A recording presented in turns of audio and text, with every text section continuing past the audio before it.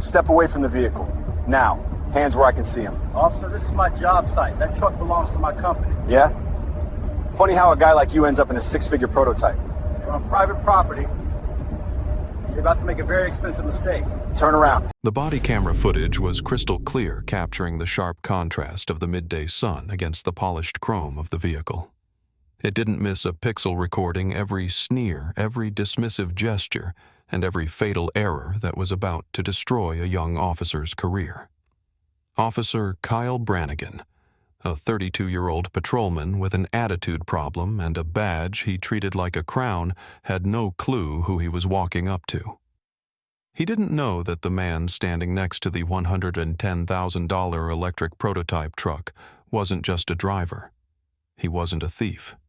He was Marcus Sterling, the 58-year-old senior vice president of global logistics for Sterling Infrastructure, the very company that owned the land Brannigan was standing on.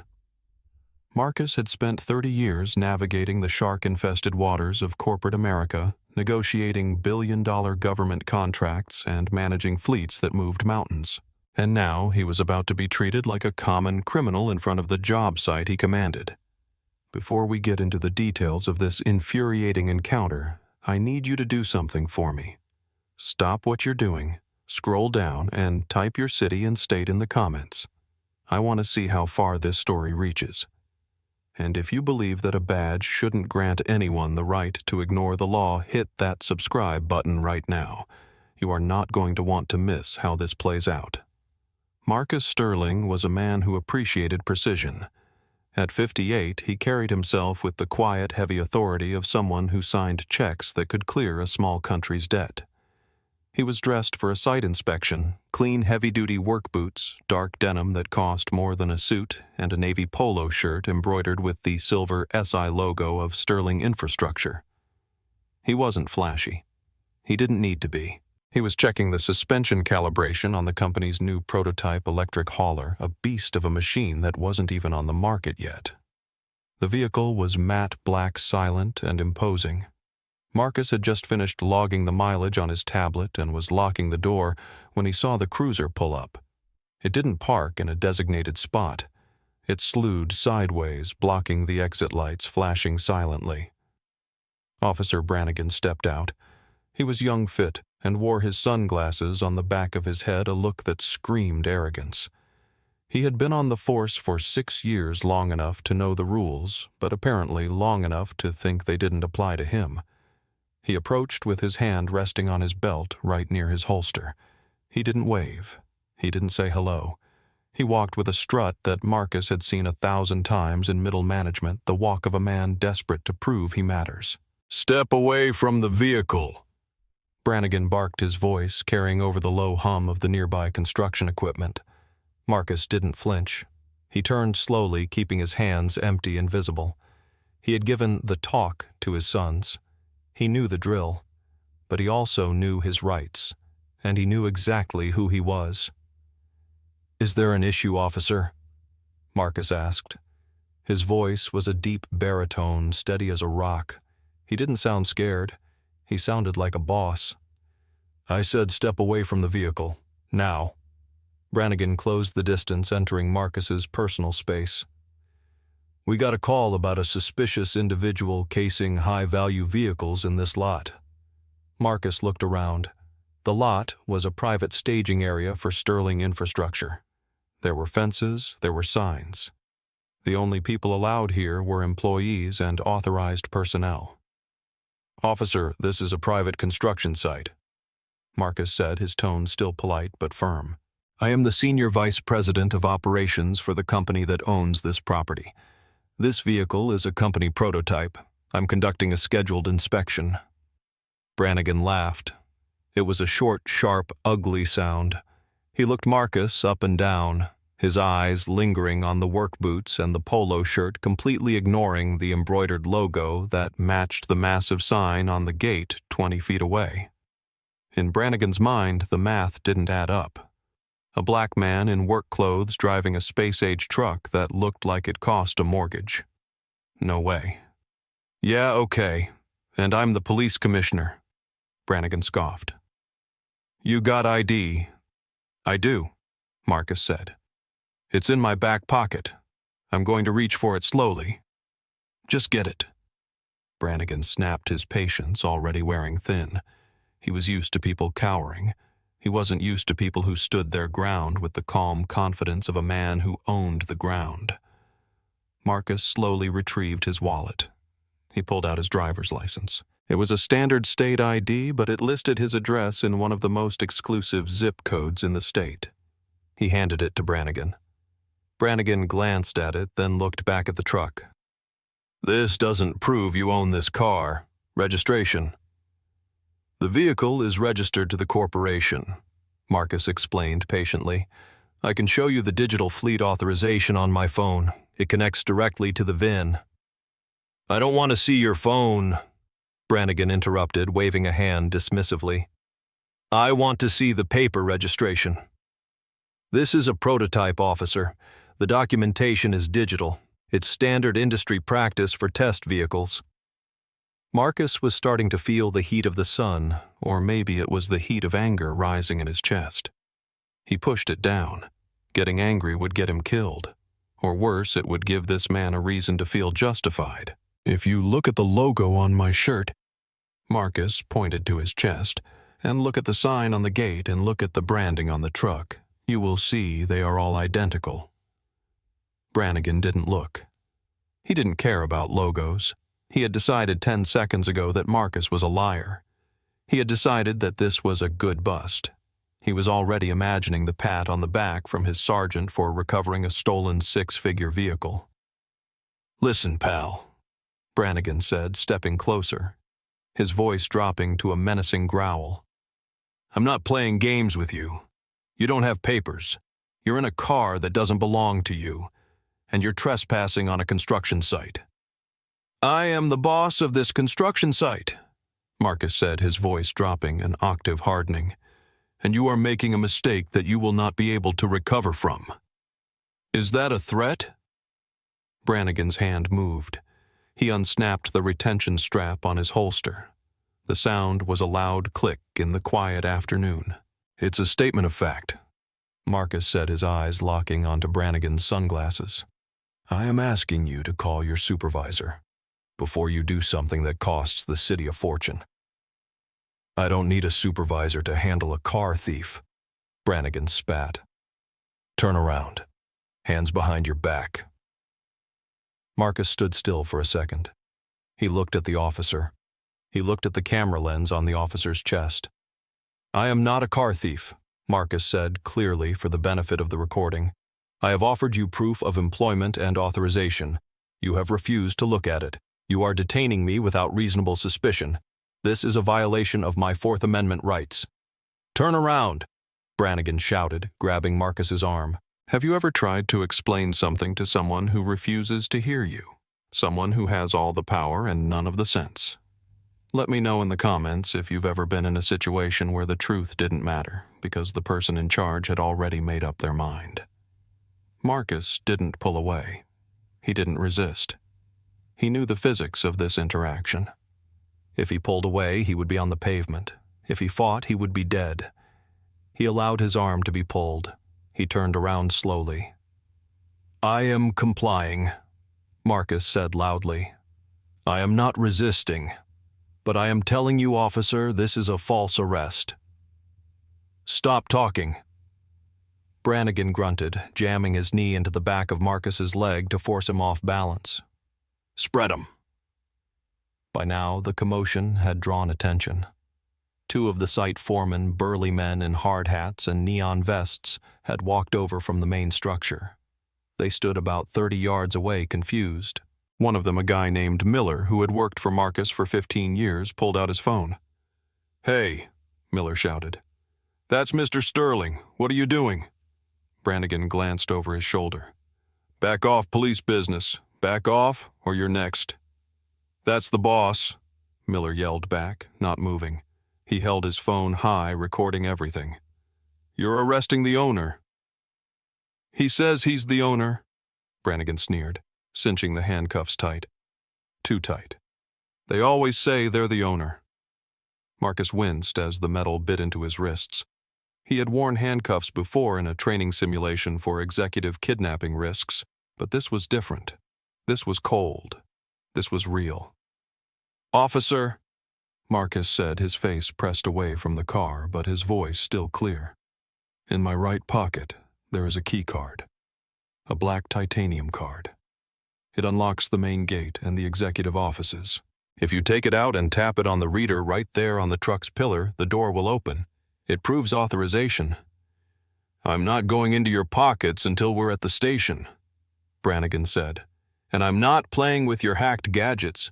You're going for Grand Theft Auto, maybe resisting too since you want to run your mouth." "I haven't resisted," Marcus said. "And the only thing being stolen here is my time." Brannigan spun Marcus around. He looked satisfied. He looked like a hunter posing with a trophy. He had the perpetrator in cuffs. The expensive truck was secured. He was the hero. "You have the right to remain silent." Brannigan recited the words, sounding rehearsed and hollow. "Anything you say can and will be used against you." Marcus listened to the rights he knew better than the officer did. He stared directly into Brannigan's eyes. He felt a strange sense of calm wash over him. It wasn't peace. It was the icy resolve of a man who knows he has just been handed a winning lottery ticket in a lawsuit, but wishes he hadn't bought the ticket in the first place. "Do you understand these rights?" Brannigan asked. "I understand them perfectly," Marcus replied. "I understand that you have just kidnapped a corporate executive from his own property. I understand that you have ignored exculpatory evidence. And I understand that you are about to have a very, very bad day." Brannigan laughed again. "Get in the car." He shoved Marcus toward the cruiser. Marcus stumbled slightly in his heavy boots but caught himself. He sat in the back of the patrol car. It smelled of stale sweat and sanitizer. The plastic seat was hard. He watched through the wire mesh as Brannigan walked back to the prototype truck, looked inside the window, and then radioed for a tow truck. "Dispatch one under for GTA, requesting a flatbed for a high-value EV. 10-4. Marcus shook his head. A flatbed. If they towed that prototype without putting it in transport mode, the alarms would trigger a lockdown sequence that would notify the entire security team at headquarters. "Officer!" Marcus called out from the back seat. "Do not tow that vehicle without transport mode. You will lock the axles." "Shut up," Brannigan yelled from the front seat as he slammed his door. "I know how to do my job." He didn't. He really didn't.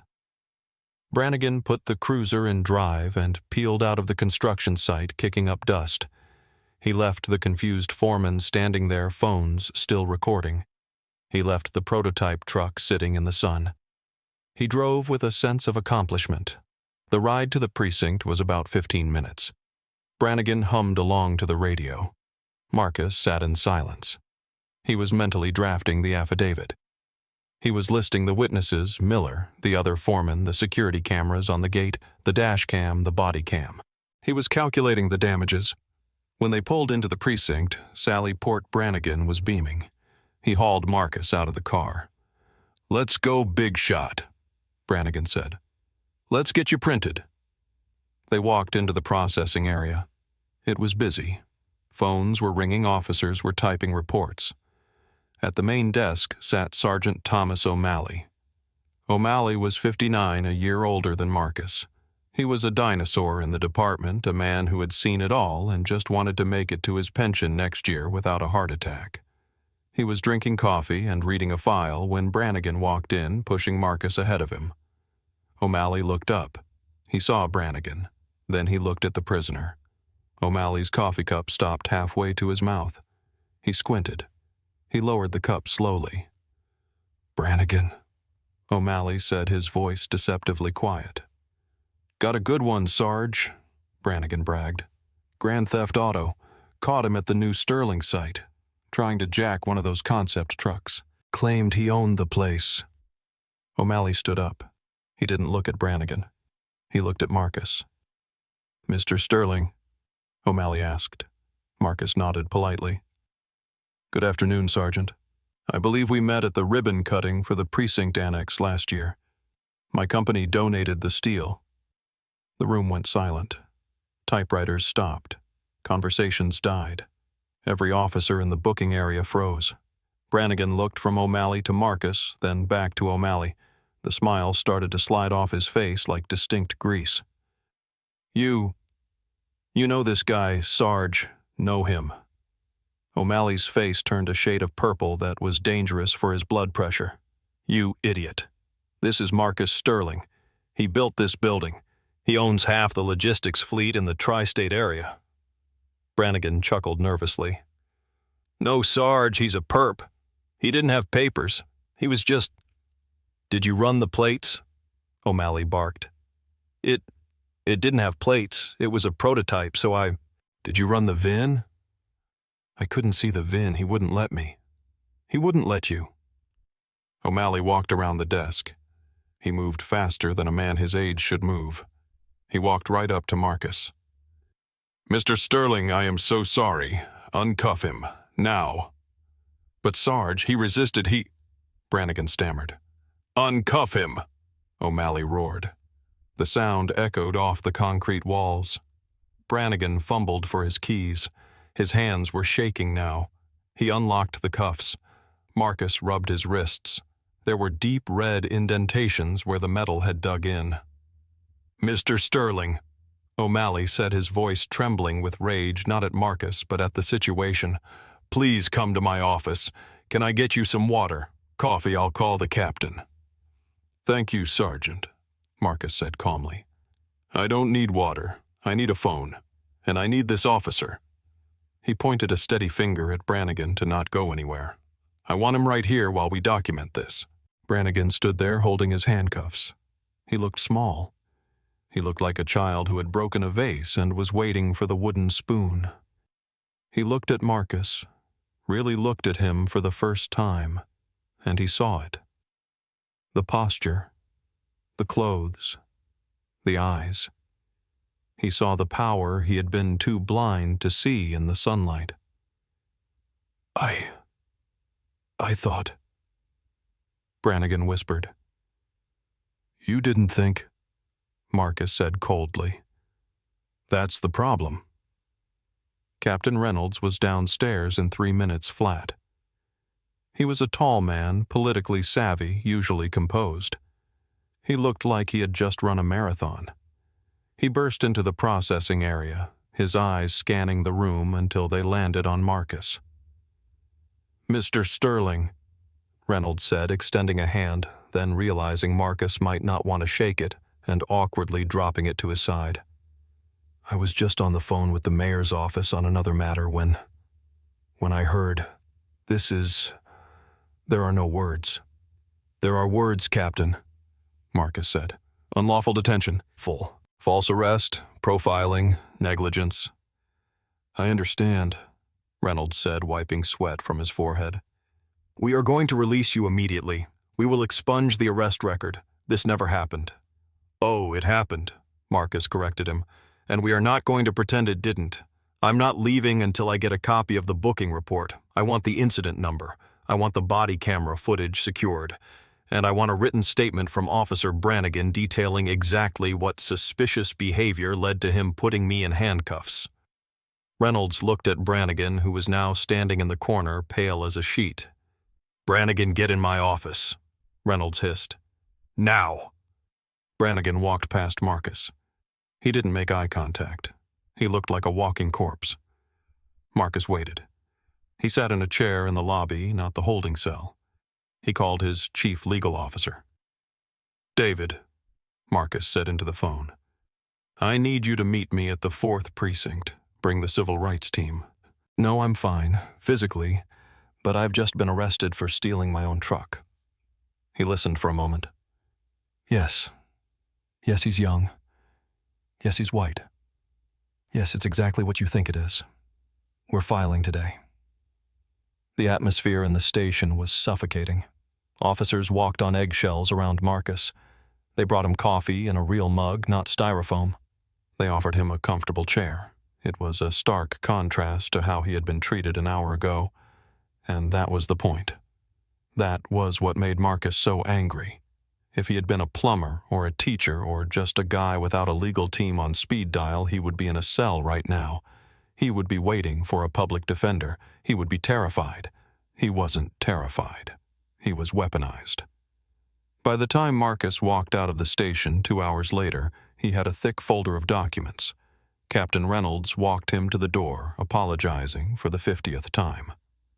"We will handle this internally, Mr. Sterling. You have my word. Officer Brannigan will be disciplined." "Disciplined?" Marcus stopped at the door. He turned to face the captain. "Captain, if one of my drivers ignores safety protocols, ignores the manifest, and crashes a truck because he thinks he knows better than the map, I don't discipline him. I fire him because he's a liability. That man in there, he's a liability, and he just crashed your truck." Marcus walked out into the evening light. A black town car was waiting for him. His legal team was inside. By the next morning, the video from Miller's phone was everywhere. "CEO arrested at own job site" was the headline on CNN. "Profiling in the parking lot" was the chyron on MSNBC. The footage was damning. You could hear Brannigan's sneering tone. You could hear Marcus's calm, reasonable requests. You could see the moment the cuffs went on. The comments section was a war zone, but the overwhelming sentiment was outrage. People were tired. They were tired of seeing authority figures abuse their power. They were tired of the "comply and you'll be fine" narrative when the video clearly showed compliance wasn't enough. The lawsuit was filed on Wednesday. It didn't ask for a small settlement. It asked for millions. It named Brannigan personally. It named the city. It named the police department. It alleged a pattern of behavior, a failure to train, and gross violation of civil rights. The internal affairs investigation was swift because it had to be. The city was on fire. They pulled Brannigan's file, and guess what they found? It wasn't the first time. There were 6 other complaints in 3 years. Rude, dismissive, refused to check ID. All from minority complainants. All dismissed as unfounded by previous supervisors. But you can't dismiss a senior vice president. The investigation revealed that Brannigan had a habit of pretextual stops. He would find a reason, any reason, to stop someone he thought looked wrong. And to him, a black man in a luxury car always looked wrong. He had bypassed the VIN check protocol because he assumed the result. He had ignored the digital ID because it didn't fit his narrative. 2 weeks later, the announcement came. Officer Kyle Brannigan has been terminated from the police force effective immediately, the police chief announced at a press conference. His conduct does not reflect the values of this department. Terminated for cause. That meant no pension, no benefits, and with a termination like that on his record, no other department would touch him. He was done. The city settled the lawsuit for $4.5 million. They didn't want to go to trial. They knew a jury would destroy them. Marcus Sterling stood on the steps of the courthouse when the settlement was announced. He looked tired but resolute. "This money isn't for me," Marcus told the reporters. "I don't need it. But there are thousands of people in this city who do. People who lose their jobs because they spent a night in jail for no reason. People who lose their cars to impound fees they can't afford. People who are treated like criminals because of how they look." He held up a check. "I am donating the entirety of this settlement to the Legal Aid Society specifically to create a defense fund for workers who are wrongfully accused. We're calling it the Dignity Fund. Because that's what was taken from me that day, my dignity. And you can't buy that back. You can only fight for it." Marcus went back to work the next day. He drove the prototype truck. He parked in the same spot. But things were different. The local police cruisers slowed down when they passed the site, offering a wave instead of a glare. Brannigan moved back in with his parents in a different state. He works in a warehouse now loading trucks. I wonder if he thinks about Marcus Sterling when he sees the SI logo on the side of the shipping containers he loads. I wonder if he realizes that the man he tried to humiliate is the reason he has a paycheck at all. This story isn't just about a bad cop. It's about a system that assumes the worst of some people and the best of others. It's about the fact that it took a millionaire CEO to prove that racial profiling is real. What if Marcus had been a janitor? What if he had been an intern? Would he have gotten an apology? Would he have gotten justice? Or would he have a criminal record for resisting arrest? We know the answer, and that's why we have to keep telling these stories. So here is my question for you. Do you think justice was served? Is firing Brannigan enough, or should he have faced criminal charges for false imprisonment? Let me know your thoughts in the comments below. This world needs more accountability. It needs more people like Marcus Sterling who are willing to stand up not just for themselves but for everyone coming up behind them. If this story made your blood boil, or if it made you cheer for the underdog who wasn't really an underdog, share it. Send it to a friend. Post it on your timeline. Because the only way we change the way things are is by shining a light on them. Thanks for watching. Stay safe out there, know your rights, and I'll see you in the next one.